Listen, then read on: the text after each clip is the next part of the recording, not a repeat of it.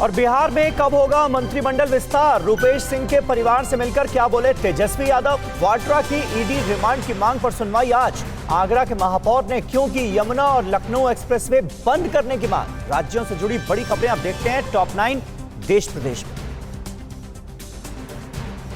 बिहार में बहुत जल्द मंत्रिमंडल का विस्तार होने जा रहा है। इसे लेकर बिहार बीजेपी अध्यक्ष संजय जायसवाल और डिप्टी सीएम तारकिशोर प्रसाद ने मुख्यमंत्री नीतीश कुमार से मुलाकात की। बीजेपी ने नीतीश को मंत्रिमंडल में शामिल होने वाले विधायकों की लिस्ट सौंप दी है। कुछ दिनों से बीजेपी और जेडीयू में इसको लेकर सहमति नहीं बन पा रही थी। पटना के रुपेश सिंह हत्याकांड में पुलिस के हाथ अब तक खाली हैं। इस बीच तेजस्वी यादव ने छपरा में रुपेश के परिवार से मुलाकात की। रुपेश के पिता से मिलने के दौरान वे भावुक हो गए। तेजस्वी ने कहा कि अगर 1 महीने में क्राइम कंट्रोल नहीं हुआ तो हम दिल्ली कूच करेंगे और राष्ट्रपति से मिलकर उनके सामने परेड करेंगे। महाराष्ट्र के औरंगाबाद शहर का नाम बदलने को लेकर शिवसेना और कांग्रेस में तीखी बहस हुई। शिवसेना ने कहा कि औरंगजेब क्रूर मुगल शासक था और अगर किसी को ये प्यारा लगता है तो इसे सेकुलरिज्म नहीं कहा जा सकता। इस पर पलटवार करते हुए कांग्रेस ने कहा कि शिवसेना को पिछले 5 साल सत्ता में रहने के दौरान ये मुद्दा याद क्यों नहीं आया। झारखंड के सारठ से बीजेपी विधायक रणधीर सिंह ने साइबर अपराधियों को गिरफ्तार करने पर थाना घेरने की धमकी दी है। उन्होंने कहा कि पुलिस साइबर अपराधियों को पकड़ लेती है जिन्हें मुझे छुड़ाना पड़ता है। रणधीर सिंह ने साइबर अपराधियों को कम से कम रुपए निकालने की भी नसीहत दी। सारठ और जामताड़ा साइबर क्राइम का सबसे बड़ा अड्डा माना जाता है।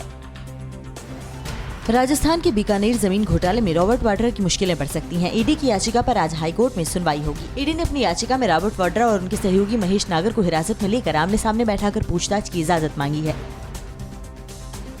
चुनाव आयोग की टीम आज से 3 दिन के दौरे पर असम जाएगी। मुख्य चुनाव आयुक्त सुनील अरोड़ा की अगुवाई में टीम वहां विधानसभा चुनाव की तैयारियों की समीक्षा करेगी। असम में मार्च-अप्रैल में चुनाव होने वाले हैं।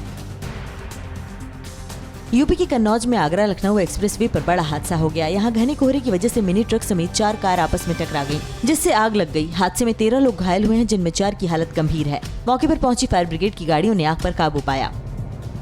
आगरा के महापौर नवीन जैन ने सीएम योगी आदित्यनाथ को चिट्ठी लिखकर 12 घंटे के लिए यमुना और लखनऊ एक्सप्रेसवे को बंद करने की मांग की है।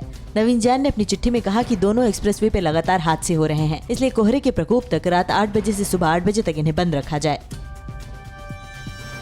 दिल्ली में बोर्ड परीक्षाओं की वजह से आज से दोबारा 10वीं और 12वीं के स्कूल खुल गए हैं। डिप्टी सीएम मनीष सिसोदिया आज स्कूलों का दौरा भी करेंगे। केजरीवाल सरकार ने गाइडलाइंस जारी कर कहा था कि अभिभावकों की सहमति के बाद ही बच्चों को बुलाया जाएगा।